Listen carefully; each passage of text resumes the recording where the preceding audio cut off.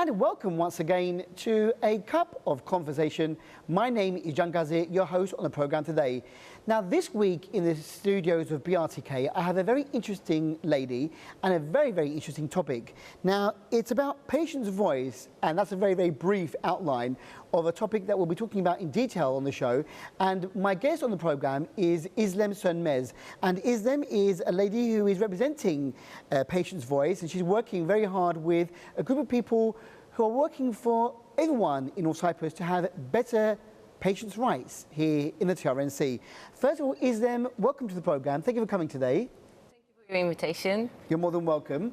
And a big thank you, first of all, to Emete Hanım, Emete İnge, who is the president of the Universal Patient Rights Association. Yeah. And she came to BRT recently on a radio programme, and she said, Can, I would like for you to invite us to talk about patients' rights. And she sent İzlem along to the programme today. So a big thank you to Emete Hanım. Now, İzlem, before we talk about patient's voice, let's find out more about you. You are a Turkish Cypriot, and you studied where? Actually, I studied in Eastern Mediterranean University. I did my BA on Public Relations and Advertising. And then I continued my study in University of Manchester. And I did my MA, actually, based on applied social research. Yeah. Right, so very briefly there, you've got a background in, well, you know, a very good theatrical background, but PR work, and here you are today doing PR for patients' rights. Now, where are you what is your position now here in North Cyprus? Where are you working, or who are you working for? Okay, let me introduce briefly. In 2006, I started working as a project officer in a management center. It is a company that basically works on the civil society organizations. And that's why I met most of the civil society organizations at that time. And I was running EU projects. Then I stopped and I continued my work experience on in private university, one of the private universities in Nicosia. And then, but at that time, I was also the volunteer of the Universal Patient Rights Association. And I was attending the Congress, and I was doing the PR work for the organization in order to introduce it very widely.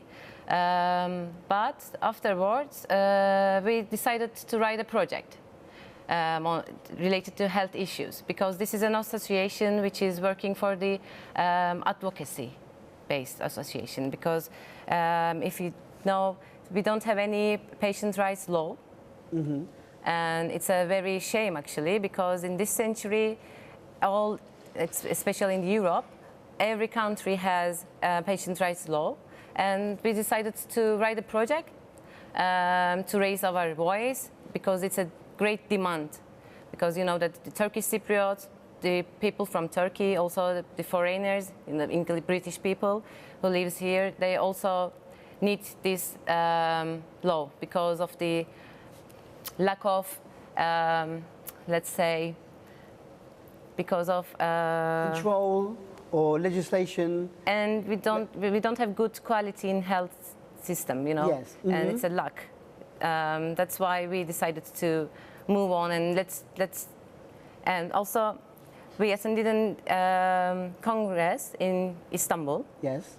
And we met Active Citizenship Network, which is based in Italy, actually, and they have NGOs in most of the Europe countries, nearly 30 European countries, and it's a network of these health associations. Right. And then we said that, okay, let's work together if it's possible. And they said, okay, of course, because they know Cyprus, and we introduced them that there is a lack of this law, and there is, let's say, violations, patient rights violations. Right. Okay, you know, people has some problems, experience some problems in terms of reaching the treatment, reaching the doctors, and it's a big problem. So they said yes. They said they will help you. Yeah, and finally, with their partnership, we wrote this project, and in March 2016, we started to run this project.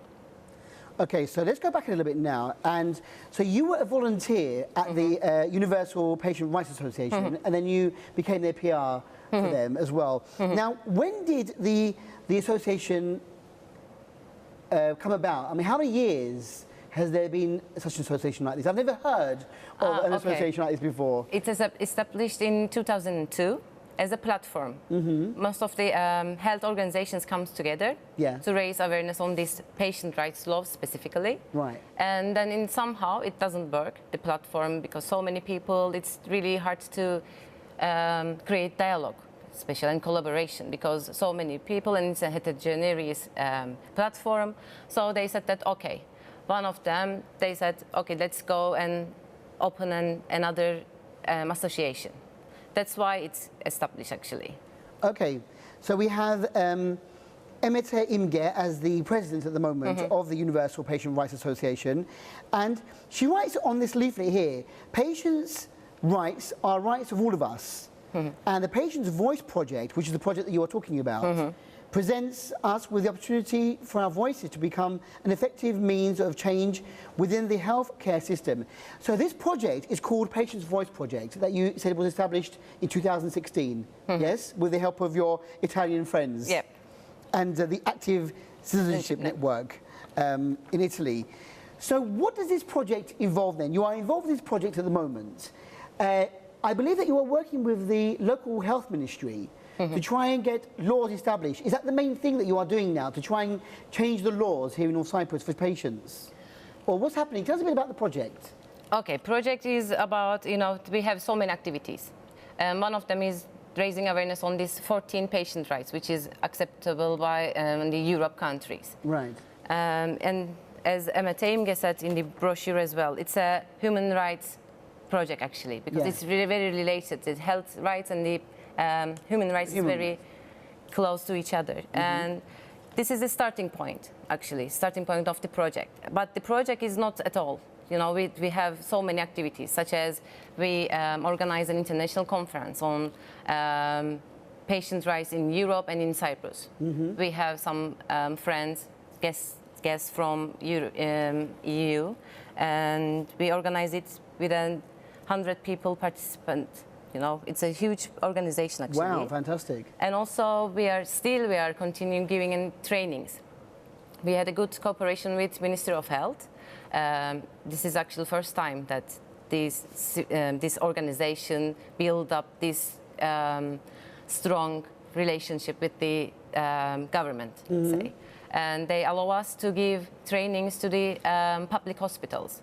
And we went to the Lefke, Lefkoşa, Magusa, and Kairini hospitals. And we gave trainings, we delivered trainings to the health professionals, doctors, nurses. And this is one of the parts of the activities, actually, the training section. But on the other hand, we also ran a needs assessment survey and to see what's the violations, what's the problems of the health. And this is also, it's a success of the project as well, because this topic is the first time that EU is touching the health topic, and this is the first project that got fund from the European Union. Actually. And this needs assessment, that in Cyprus it's a general problem. We don't have any research, we don't have any books or academic materials. And that's why we wrote that we are going to run the needs assessment project. We are going to do a perception survey. And at the end of this survey, we got another topics as well for the trainings.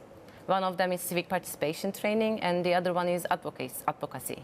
Because, in that type of projects, you need to advocate your rights, you need to raise your voice, and you need to, people, come together and demand something. That's why we are running as well. We also published the report at the end of this survey. And we are continue giving the trainings as well at the time.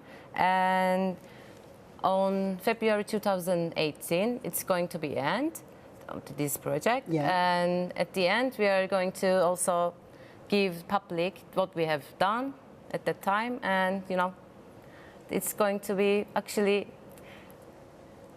at the end of the project, will you have hopefully made some changes in the laws by then as well, do you think? Or Actually, Are you hoping, or is that something completely different? we did so many advocacy visits. You know, we also have so many meetings with the public health ministry. Yeah. And now they said, okay, we also drafted a law for them. It's been like 17 years. We updated it again and then again. And now they said, okay, let's come together and work on it.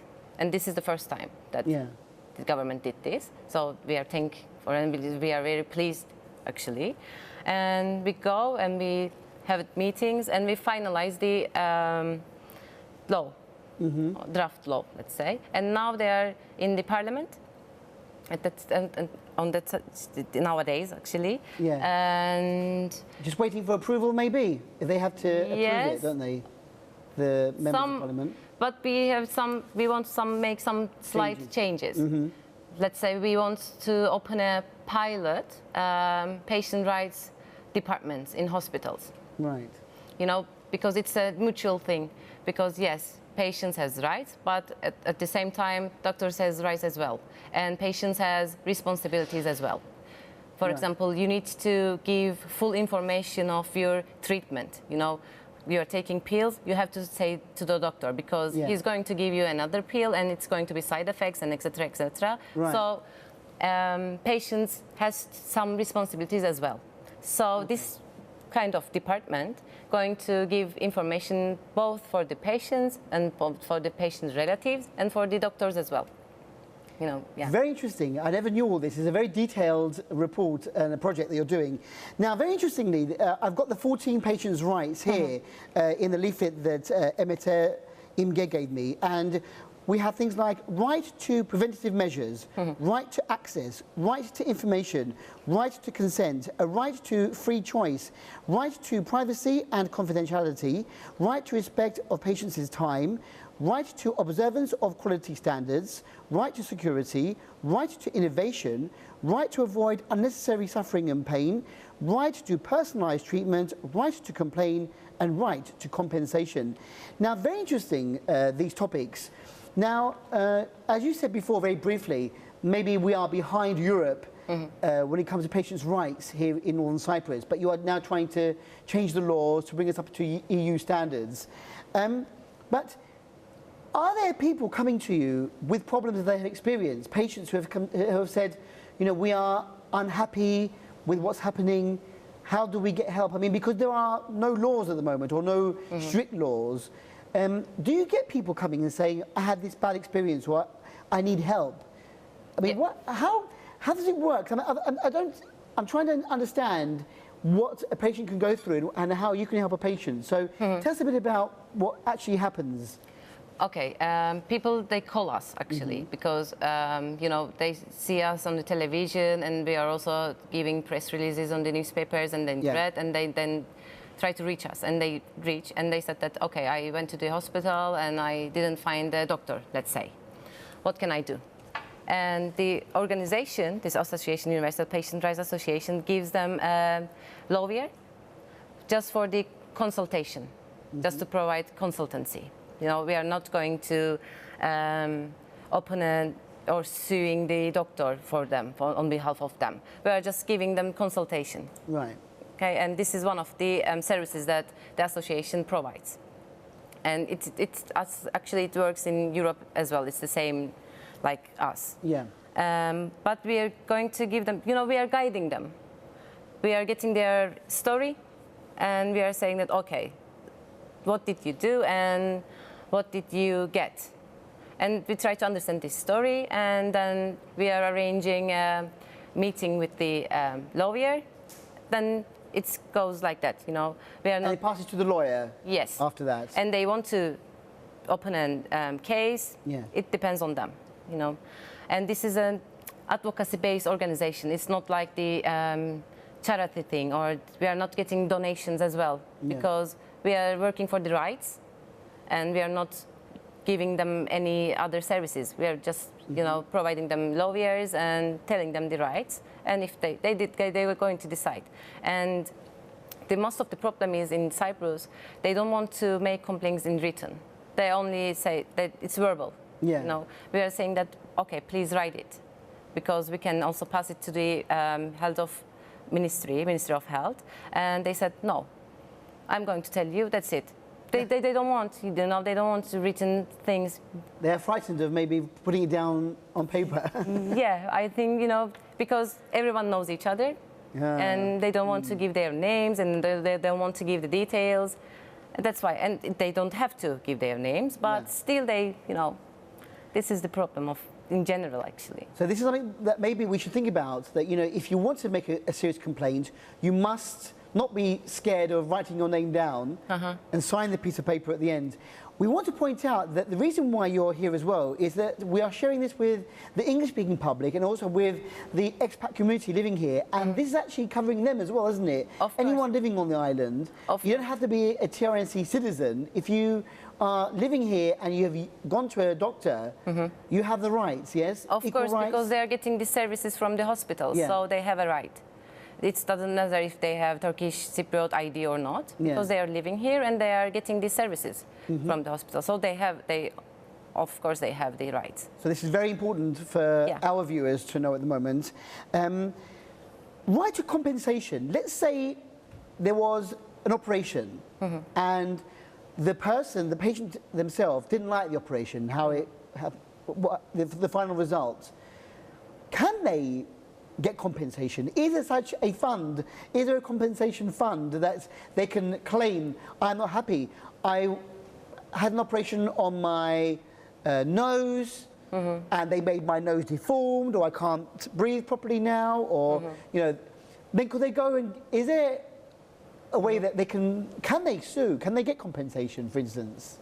It depends. If they can prove that they want something else and there happened something else, if they prove it, and it's also, you know, they have to find another doctor to show them that, yes, this doctor made a wrong thing. A second opinion. Yes, a second opinion, exactly.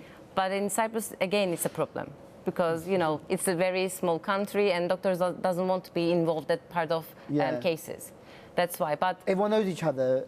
Yeah. So all the doctors will say, you know, you were against me, or it's a very difficult situation, isn't it? Yes, actually. But sometimes it works, you know, because they can also bring some doctors from other countries. So if that happens, they can get this compensation. Right. So is that what you're working now on the project when you're doing the laws? Are you trying to make it easier for people to claim their rights? Because it seems like people are a bit worried about their rights.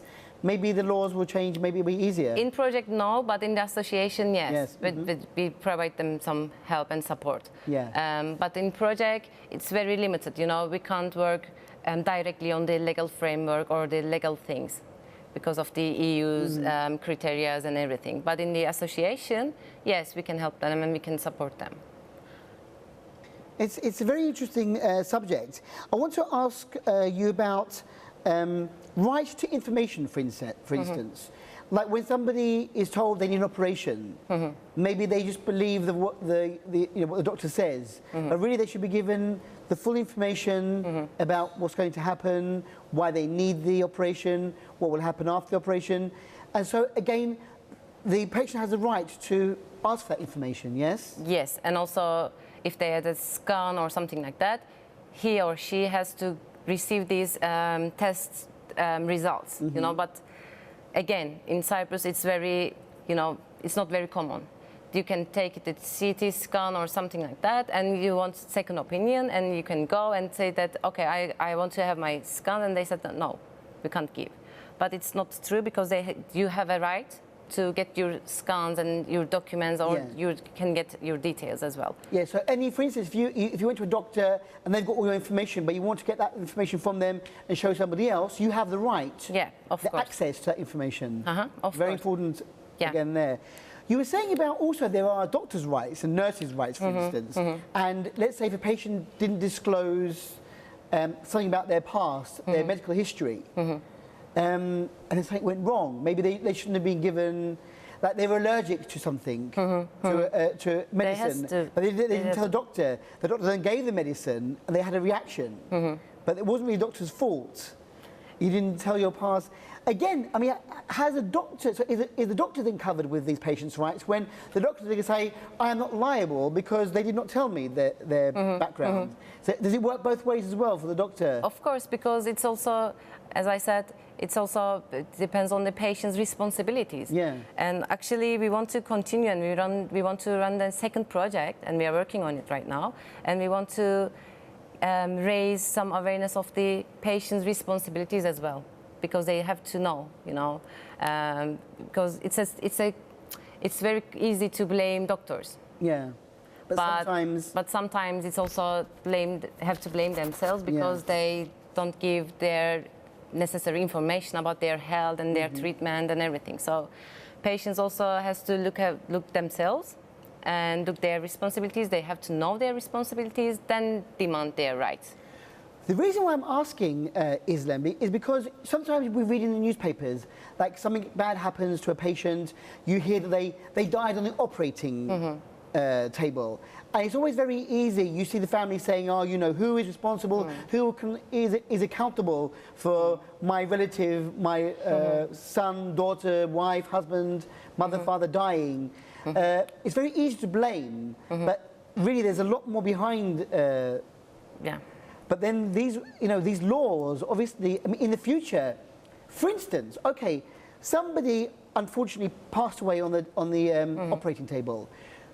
Does the family have a right for an inquiry, for there to be a police inquiry, for the negligence, or are there no laws now? Do they just say, well, they died, that was it, finish? There's no. No, of course they have another ways to open cases to the doctors as well. But again, it takes too long. Actually, they finalize these cases, and that's why, because first of all, the patient relative comes and then they go, I'm going to sue this doctor and blah, blah, blah. But afterwards, they see that it's going to take too long time. So they said, okay, I'm not in. So it's finished again. But because of this law, it's going to be more easy. And then it's open channels for them to claim their rights, actually. But right now, there is some laws that they can go and open another case against the doctor and everything, because it happens. Again, actually 4 months ago, some patients passed away because of the anesthesia. And they opened a case right now. They sue the doctor, and it's still continue. So continuing, but they have the right. Of course. To an inquiry at least. Maybe it was an unlucky situation, or maybe it was negligence on the part of the doctor, but we don't know. But you have the right. Of course, to inquire. Also, for instance, we also read about in the paper sometimes there are some medical equipment or medicine that's missing or broken, for instance, leaving patients in a bad situation. Again, do the laws then support the patient's rights there and say, well, I go to the hospital, I want a dialysis machine, but the dialysis machine is broken, I am in a bad situation. The hospital, as a patient, I have the right to treatment, but you're not treating me. Again, is that a case that you can help with? Of course, by the help of our lawyers. They know the details much more than us. So we are giving our experts to communicate with them, and they're going to decide what they can do. But yes, also this one, the right to personalized treatment. Right to, to avoid unnecessary suffering and pain. This right to access is actually based really what you have said. It's the right to access of the doctors, right to access of treatment, right to access of the equipment. This all includes this right, actually. It's in it. It's very, very interesting subject, and very important subject, because it's our lives. The health is very important. If we don't have health, we don't have a life. When we compare ourselves to other countries, of course we need a lot to do, but we do have lots of new hospitals opening. We have lots of good doctors on the island. Do these rights also extend to private institutions, or is it just for the public hospitals? Actually, we visit private hospitals as well, and they have patient rights departments in it. But we want them to give our reports, their reports and everything. They said it's confidential. So they have these departments, they have this logic, but I don't know if it works or not. But this law, they have another law actually. They have private hospitals law. So this law, it's not related with them directly. Yeah. Interestingly, unfortunately, we lost a good friend of ours, a colleague of ours here, Mr. Hakan Çakmak, and he died of heart failure. One morning, he was found dead in his home, and they were saying that, you know, did he go to checkups? And his family said that he did, but he went to a private. However, the state didn't have his records. So we don't know, and of course the doctors, they're now saying that maybe there should be one central computer system network, where you write down the patient's name, and wherever they are, whichever doctor they've gone, all the information about their background, their checkups, when they last went to the doctors, when they last had, I don't know, all the details, an operation, all the details. This is very important as well, isn't it? Of to course. gather information about patients. In Turkey, it's like that, you know, and we also suggest this, give up this suggestion to the Ministry of Health, and they said, okay, we're going to consider it. I think they're going to work on it because we must to have this kind of network, you know. I went to this hospital and then I changed my hospital and go to another one, and I see another doctor, but this doctor also has to reach my background information. Yes. So one local network, let's say, between all the maybe clinics as well, or the doctors and the private hospital and the public hospitals. We have to. It's a lot of hard work, a lot of work to be done to get everything like this. But it's, you know, it's maybe the job of, you know, people like your group, the Universal Patient Rights Association, which is a very important association now. When you think about all the rights that we have that we don't really know about, maybe. As you say, some people are a bit afraid, but I'm sure that if people knew that they have the right, at least they know that if they want to complain or if they want to get something, or if they want access to treatment, they have the right to that. And this is one of the project's aims, actually, because we are producing videos because it's, you know, attracts more attention. Some of the rights.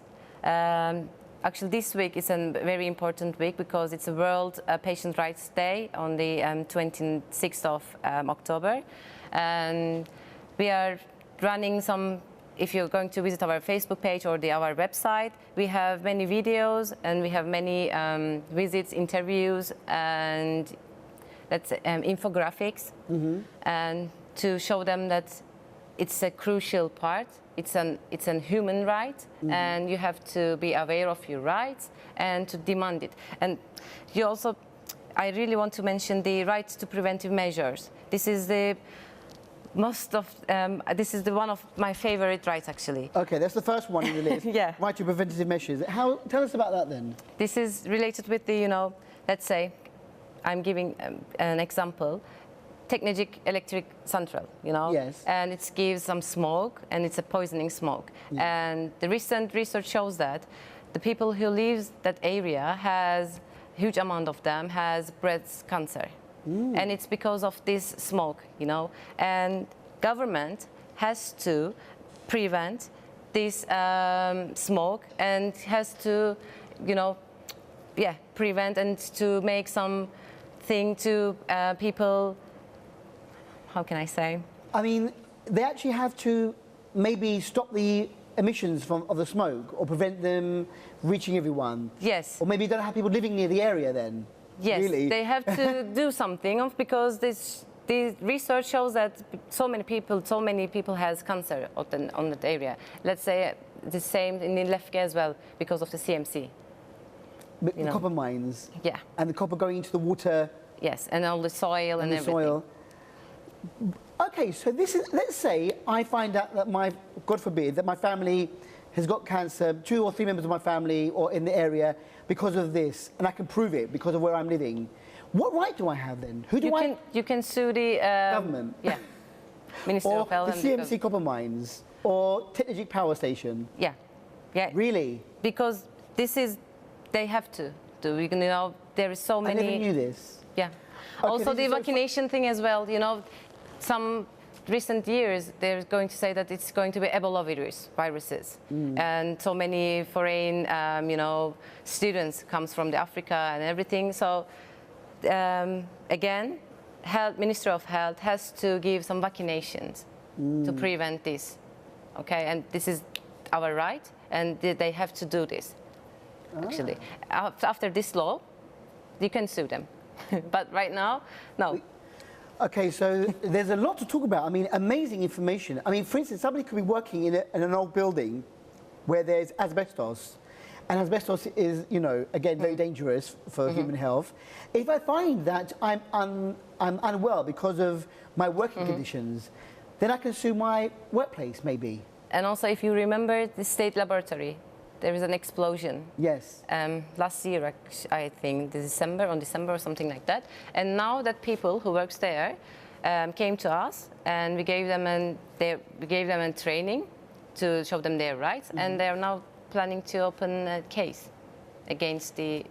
Now, this is like health and safety in England. We have this health and safety law where, wherever you are working or wherever you are, wherever in the country, it has to be a health and safe place. It could be walking in the street, and maybe in the street there is a hole, and I fall down that hole. It is the responsibility of the government, because that hole was not covered. Government, I can sue the government. And lots of things. At work, something happened, and because of work, and I am not well, I got electrocuted because there was one of the wires was loose, and I got electrocuted. This was at work again. Yeah. So this is actually health and safety, which has been around for many years in other countries. We should be here now, and this is what you are doing now. This is what patients' rights is trying to achieve. Yeah, actually, some of the rights is directly related to those safety issues. Yeah. So that's why we are actually focused on it. That we are saying that it's crucial. It has to happen. This law has to pass immediately. Think of health and safety. For instance, Izlem, what about working sites where you hear sometimes somebody falls, a workman falls from a scaffolding and dies, or maybe in one case breaks a leg or something. Who is responsible then? The workman, the foreman, the company making the construction? Because this happens quite often in North Cyprus, unfortunately. Unfortunately, yes. And in the recent times, yes, it's really popular. Can the family of that person who has been injured or even killed, can they find out how it happened and maybe again sue somebody because negligence? Most of, they have. Has it ever happened? Has anybody claimed here? Actually, I don't know, because it's really related with the construction company. Actually. Yeah. Because they have to maintain their workers' safety, and But somebody needs to control the construction companies. Of course. To make sure that their workforce is working in good conditions. Of course. There is a lot to discuss and talk about. And it's too much to say, actually, because in every part of our institutions and everything, we have such kind of problems. So who are you working with now? You said that you have a good relationship with the Ministry of Health at the moment. Are you working with a group of other doctors, with lawyers? How can you, when you make new laws, you have to make sure that it's completely right and completely for the right reasons. Who are you working with at the moment? At the moment, we have another health associations, and we recently established a new platform, which is Health Associations Platform. We came together, and because this is, it's a general topic, and it's related all of us. So we came together with this UPRA, Universal Patient Rights Association, initiated that, and we established another platform, which includes cancer patients, MS patients, etc. Thalassemia patients and everything. So we have a wide range of stakeholders at that moment, and also we work closely with the media, because of you we are raising our voices. Yes. That's why the media plays very, very crucial role actually, because people also first something happened in negative, they start calling the press, you know. Yeah, of course. Always in the paper or on television, the Yes. news. And it's a good, it's a success actually, because Things get done, yeah. on this way, you know, the government realized that something happened wrong. Yeah. That's why, so it's a good to build a relationship with the media as well. Also doctors, we don't have any very close relationship with the doctors, but as I said, health professionals, lawyers, media people. In this project, we have steering committee. We came together every month to set that we're going to this activity, and they're guiding us. Who else I'm thinking? And Italy, of course, because, for example, the ALS disease. We have many ALS patients here as well, Really? but they don't want to express that they have this disease, and they prefer to say they have cancer. Yeah, that's interesting. We have so many interesting stories actually, A lot of interesting stories. and we have to improve ourselves every day, because some topics, for example ALS, we don't know very well, and we write our partner, and they produce us the necessary information, and they give us introductions of this disease, etc., and what we can do. Yeah. Very, very interesting, Izlem. I mean, we could go on for hours about all the different things, the stories that we can talk about. The patient's voice. I mean, I would like to say that the patient's voice is an important project which aims, number one, integrity and dignity of patients are strengthened in compliance with fundamental human rights. Number two, the quality of life of patients in the Turkish Cypriot community is enhanced. And number three, patients' rights violations in the Turkish Cypriot community is decreased, which is very, very important. So we must make changes to improve the laws and to improve rights for both patients and, of course, for the health workers as well. It works both ways. You have an office in Lefkoşa, in the Çağlayan area of Lefkoşa. Can people come and see you there and get advice? Of course. On any subject they... Between 9 and 6 every day, except the weekends. Yes. We are there, and we are open to all people. They can come and ask what they want, and if they need any support or any guidance, we can provide them by the help of lawyers and everything. Yeah. Yes. We have an email address here, info@ehhd.eu. That's ehhd.eu. We have a website, www.ehhd.eu, and this is the Evrensel Hasta Hakları Derneği. That's why it's in Turkish, the letters. Well, the letters mean acronym for Turkish, Evrensel Hasta Hakları Derneği, which is, as we said before, the Universal Patient Rights Association.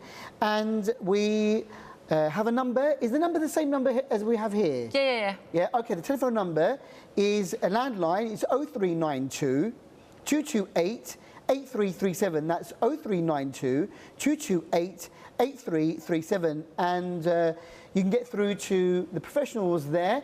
And if you have any questions about your rights as a patient or rights as a health worker, then it's very, very important to go along and, to get your questions answered. I think people don't really realise that there is such an association, a group, and that they have the right to complain. We don't complain enough, I don't think. We are too scared as a community, I think. Is that what you feel? Yes, unfortunately. Izlem. And also, let's criticize ourselves as well. There is so many foreign people who lives in Turkish Republic of Cyprus, but most of the activities are in Turkish, and let's say indirectly we can isolate them actually, and we try to that's why we create this website. It's in English and in Turkish as well, so they can reach us. Yes.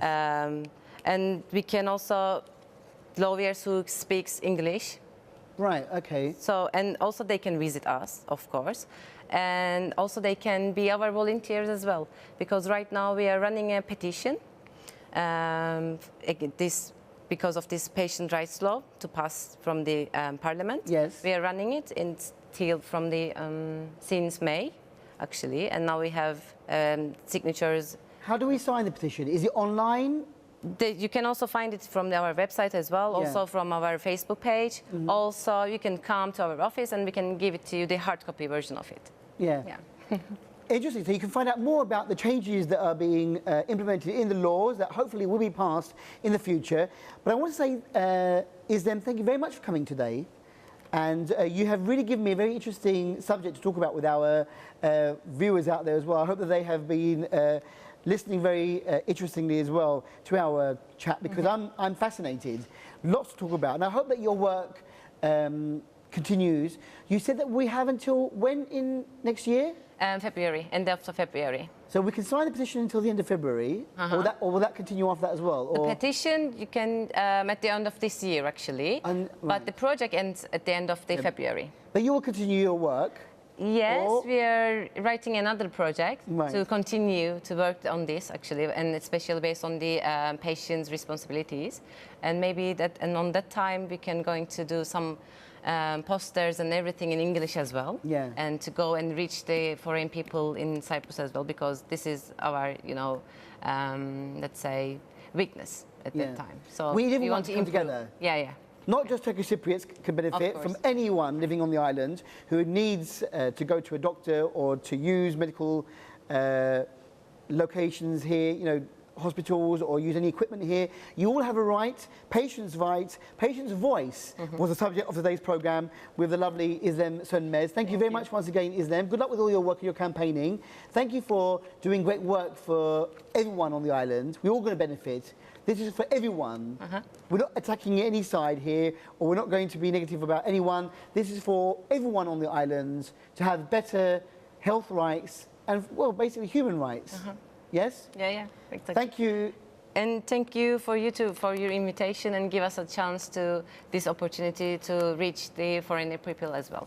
You're Thank you. more than welcome, and I hope to see you again Thank you soon. very much. Thanks a lot. And with that, we've come to the end of this edition of A Cup of Conversation. Very interesting, Patient's Voice. And to find out more, once again, go to www.ehhd.eu. The website is in English and in Turkish, and that's for the Universal Patients' Rights Association, whose president is Emete İmge, but also from the project. Today, my guest was İzlem Sönmez. Until we meet again on another Cup of Conversation here on BRT2 TV, take care and always be healthy. Bye-bye.